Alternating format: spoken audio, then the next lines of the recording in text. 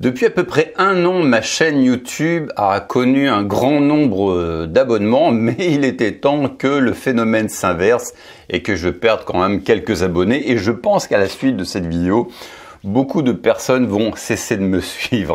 Alors, vous n'êtes pas sans savoir que il y a quelques jours, des attentats islamistes ont frappé Israël, entraînant de très nombreux morts.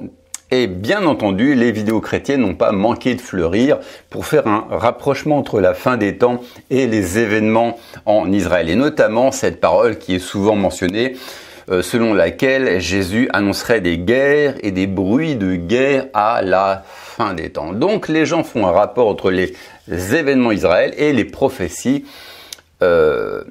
liées à la fin des temps. Mais laissez-moi vous dire que les événements en Israël n'ont strictement aucun rapport, pas le moindre rapport avec la fin des temps. Et je vais vous expliquer pourquoi.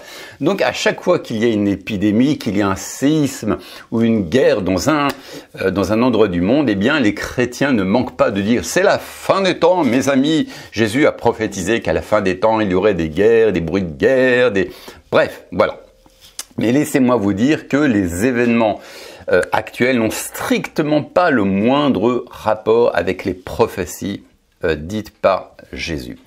Alors, on va lire un petit peu le contexte, quand même on va voir dans Matthieu chapitre 24, puisque ce chapitre est consacré à la fin des temps, et on va voir notamment dans quelques contextes, Jésus parle de guerre et de bruit de guerre. Donc Matthieu chapitre 24, versets 1 à 7, comme Jésus s'en allait, au sortir du temple, ses disciples s'approchèrent pour lui en faire remarquer les constructions. Mais il leur répondit, « Voyez-vous tout cela?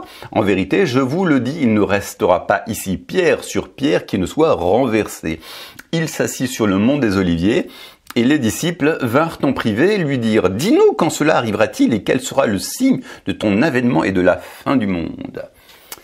Jésus leur répondit, « Prenez garde que personne ne vous séduise, car plusieurs viendra sous mon nom en disant, c'est moi qui suis le Christ, et ils séduiront beaucoup de gens. Vous allez entendre parler de guerre et de bruit de guerre. Gardez-vous de vous alarmer, car cela doit arriver. Mais ce ne sera pas encore la fin. Une nation s'élèvera contre une nation et un royaume contre un royaume, et il y aura par endroits des famines et des tremblements de terre. » Donc Jésus parle ici vraiment de la fin des temps. Jésus parle donc de la fin des temps et il dit que dans ce contexte, à la fin des temps, il y aura des guerres et des rumeurs de guerre. Mais il faut comprendre que lorsque l'on parle de la fin des temps, dans le Nouveau Testament, eh bien, on parle d'événements qui devaient avoir lieu au cours du 1er siècle. Et plus précisément, on reviendra à ça dans d'autres vidéos. En tout cas, j'ai déjà consacré une série sur le sujet, mais tout ce qui fait suite à l'an 70 n'est pas inclus.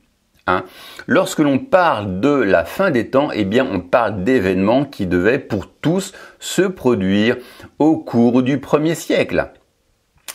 Et on sait cela, entre autres, en fait, il y a des centaines de versets, mais un petit peu plus loin, vous allez en Matthieu chapitre 24, verset 34, Jésus, toujours dans le contexte de la fin des temps et des événements prophétisés, Jésus dit à ses auditeurs, « Cette génération ne passera pas que tout ceci n'arrive. » Donc Jésus est on ne peut plus clair.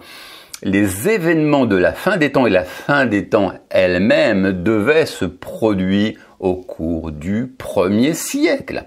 Jésus dit bien, c'est écrit noir sur blanc, cette génération. Jésus s'adresse à ses auditeurs et il dit, vous qui êtes en train de m'écouter, vous allez voir tous ces événements concernant la fin des temps se produire. Je n'invente rien, c'est écrit dans la Bible.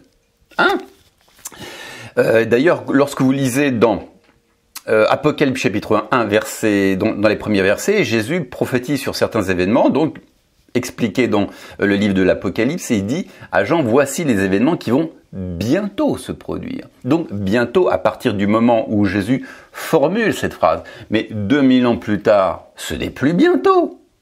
Bientôt, ça veut dire prochainement, c'est dans les quelques mois à suivre. Donc la fin des temps, contrairement à ce que 99,95% des chrétiens croient, est un événement qui devait se dérouler au cours du 1er siècle. Et d'ailleurs, la fin des temps, ce n'est pas la fin du monde. Monde en grec, c'est cosmos. Mais parfois, certaines Bibles traduisent à tort la fin du monde. Non, c'est pas la fin du cosmos, c'est-à-dire du monde physique, mais c'est la fin des temps. Et en grec, ici, le mot c'est éon. Le mot éon, ça a le sens de cycle, de période, qui peut être par ailleurs très longue. Hein. Il est vrai d'ailleurs que ce mot est parfois utilisé pour décrire le monde physique, mais c'est une exception. Et ce mot, avant tout, désigne une période et un cycle en quelque sorte. Donc lorsque l'on parle de la fin des temps, de quoi parle-t-on? On parle de la fin de la dispensation mosaïque, de la religion mosaïque, c'est-à-dire l'ancienne religion instituée par Moïse. Lorsque l'on parle de la fin des temps, on parle de l'ancienne religion mosaïque. Les chrétiens du 1er siècle, enfin les disciples de Jésus, les croyants du 1er siècle, attendaient la fin des temps, c'est-à-dire la fin de la religion mosaïque.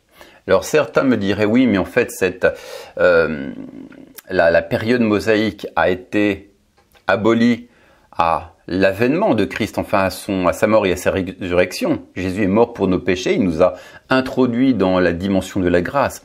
Oui, mais il y avait encore certains événements qui devaient se manifester, se dérouler pour que le plan de Dieu soit parfait. C'est vrai que le plus important, c'est que Jésus soit mort et ressuscité pour notre justification, mais il y a encore des événements qui devaient se produire pour parachever le plan de rédemption divin.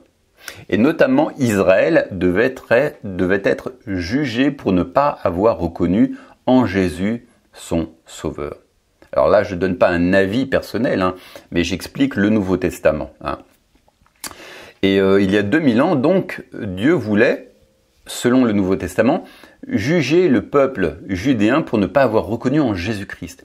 Et ce jugement a eu lieu lors d'une guerre qui a vu s'affronter les Judéens, ce qu'on appelle aujourd'hui des Juifs, et Rome. Effectivement, entre 66 et 70, une guerre a éclaté.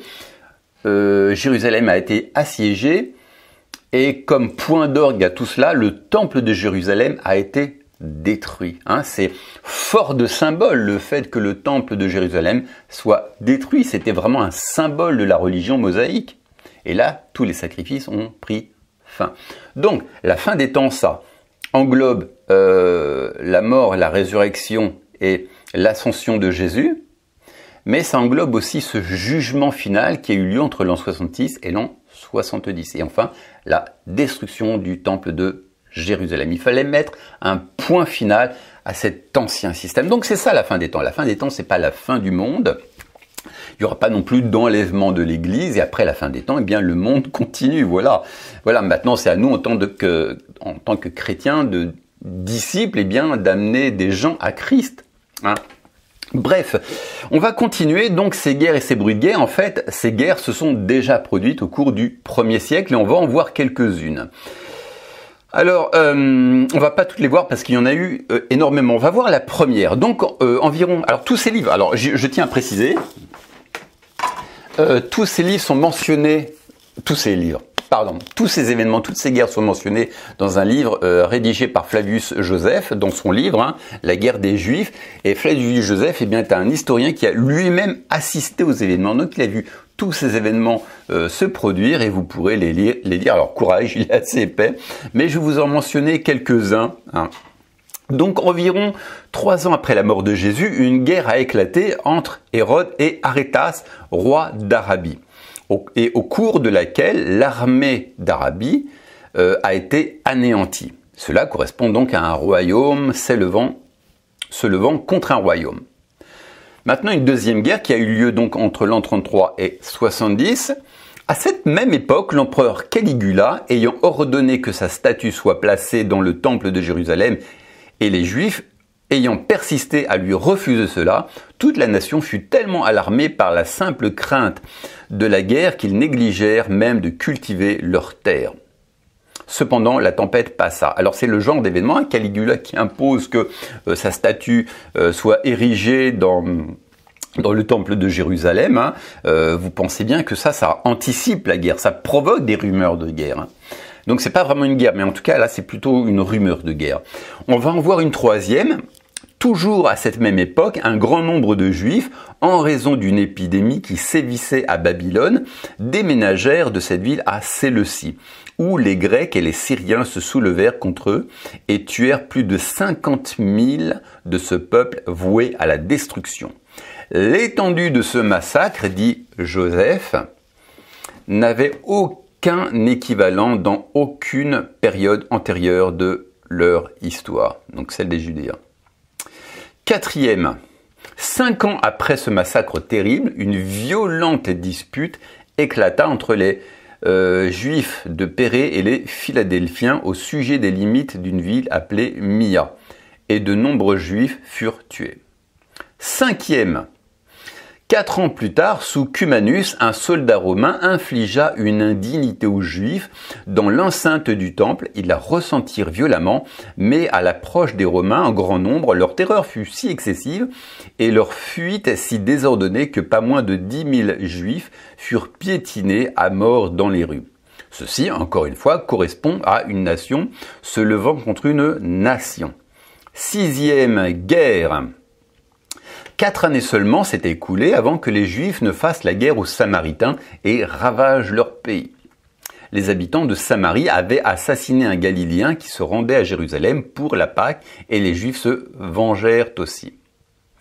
On va en voir une septième. À Césarée, les Juifs eurent une vive dispute avec les Syriens pour le contrôle de quoi déjà? Là, c'est mal écrit, de la... Ah, c'est évidemment, c'est à chaque fois que je fais une vidéo que j'ai des problèmes. De la ville. Et un arbitre fut désigné pour trancher en faveur des Syriens. Cet événement posa les bases d'une lutte cruelle entre les deux nations. Les Juifs, humiliés par la déception et enflammés par la jalousie, se soulevèrent contre les Syriens, qui les repoussèrent avec succès. À Césarée, seuls plus de 20 000 Juifs furent tués.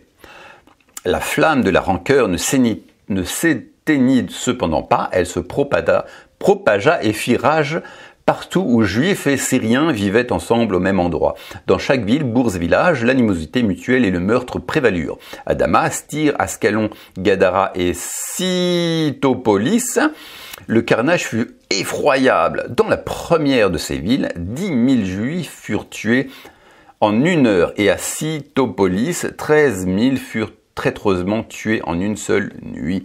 8e guerre. À Alexandrie, les Juifs opprimés par les Romains se rebellèrent contre eux, mais les Romains, prenant le dessus, tuèrent 50 000 personnes de cette nation, n'épargnant ni les nourrissons ni les personnes âgées. Et après cela, lors du siège de Jopata, pas moins de 40 000 Juifs périrent.